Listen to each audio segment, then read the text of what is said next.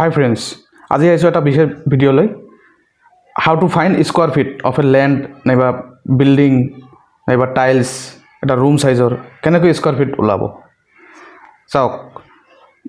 বহুতে স্কয়াৰ ফিটটো ওলাবলৈ ভুল কৰি দিয়ে সেইকাৰণে মই ভাবিছো এইটো বিষয় লৈ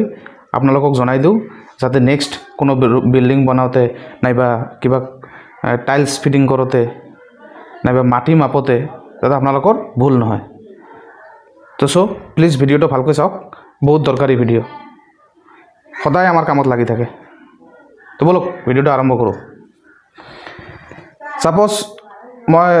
ধৰি লৈছো এটো এটা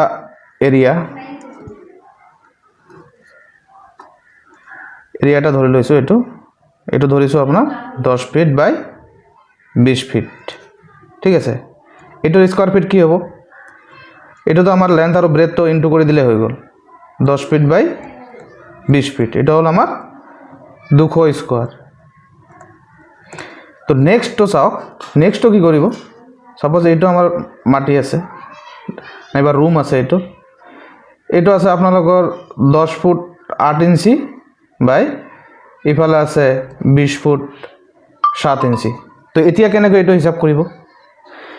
এতিয়া চাও এইটো যেনেকৈ কৰিলো আমি লেন্থ ইনটু ব্ৰেথ এইটো আমাৰ সেম লেন্থ ইনটু ব্রেথ হ'ব 10 foot 8 inch into 20 foot 7 inch এটো ঠিক আছে তে এইটো কি কৰে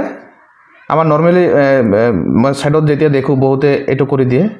10.8 লিখে আৰু 20.7 তাৰ পিছত এটো ইনটু কৰি যেটো হয় এটো ওলাই স্কয়াৰ ফিটত কিন্তু এটো পুরা টোটালি ভুল হয় হিসাবটো পুরা টোটালি ভুল মই কৈছো যাওক এটো আছে 10 টো আছে ফিটত আৰু এটো আছে ইঞ্চিত তো আপোনাক ইঞ্চি আৰু ফিট কেনেকৈ একেলগে লিখিব তো এই কাৰণে এই 10 টো 10ত তাক থাকিব দিওক 10 ফিট তো আপোনাৰ এই ইঞ্চিটো কেতিয়া আপুনি ফিট লৈকে লৈ যাব লাগিব এই ফিট কেনেকৈ লব 1 ফুটত 12 ইঞ্চি তো 8 ইঞ্চিক আপুনি 12 দি ডিভাইড কৰি দিওক ঠিক আছে এটো প্লাস হ'ব তো প্লাস কৰিলে 7 বাই 12 এটো যিমান হ'ব এটো হ'ব এনসার তাৰ মানে আপুনি 1 ইঞ্চিক আপুনি 1 বাই 12 দি ভাগ কৰিব লাগিব 2 ইঞ্চিক আপুনি 2 বাই 12 দি ভাগ কৰিব লাগিব এনেকৈ সব গৈ থাকিব 3 ইঞ্চিক তাৰ পিছত আপোনাৰ ফিট যেটো থাকিব তাৰ লগত প্লাস কৰি দিব তো এতিয়া আমাৰ এটো কিমান হ'ব 10 ফিট প্লাস 8 বাই 12 তার মানে হল আমার 0.66 ধরক তো এটা হলো আমার 10 ফুট ইমান লিখিব লাগিব 10.67 তো ইনটু তো 20 পয়েন্ট এটা হইব 7 ডিভাইড বাই 12 এটা হবে আমার 0.58 তো এতিয়া ইনটু করক এটো 10.67 ইনটু 20.58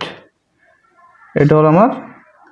219.58 কিন্তু আগৰ নিচিনাকৈ কৰিলে চাব কি হ'ব 10.8 ইনটু 20.7 তাত কিমান স্কয়াৰ আহে এইটোত আহে 23.56 এইটো স্কয়াৰ আহে আৰু ইয়াত চাওক এইটো আহে আপোনালোক যদি এইটো হিসাবত যায় যদি টাইলস মিস্ত্রি নাইবা ল্যান্ড মাপাত যদি আপোনালোকে এইটো হিসাবত যায় তেতিয়া আপোনালোকৰ চাওক কিমান লস হৈ আছে কেই ফিট লস হৈ আছে তাৰ মানে 223.56 মাইনাস 219.58 আপোনালোকৰ প্ৰায় 3-4 স্কয়াৰ প্ৰায় আপোনালোকৰ লস হৈ আছে